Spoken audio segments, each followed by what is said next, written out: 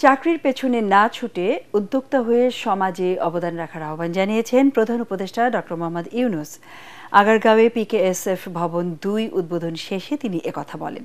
তরুণ উদ্যোক্তা গড়ে তুলতে সব ধরনের সহায়তা দিতে এনজিওগুলোর প্রতি তাগিদ দেন প্রধান উপদেষ্টা। তিনি বলেন, দারিদ্র্য বিমোচনে বিশ্বের যে কোনো দেশের চেয়ে বেশি কাজ করেছে বাংলাদেশ।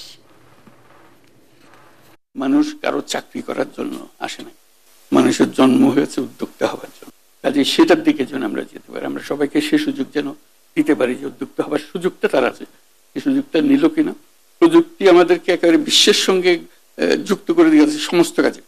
কাজে সেই প্রযুক্তিকে ব্যবহার করে এখন সময় এসছে যে আমরা প্রতিটি মানুষকে তার সৃজনশীলতাকে কেন্দ্র করে যেখানে যেতে চায় সেখানে যাওয়ার সুযোগ আমরা করে দিতে পারি।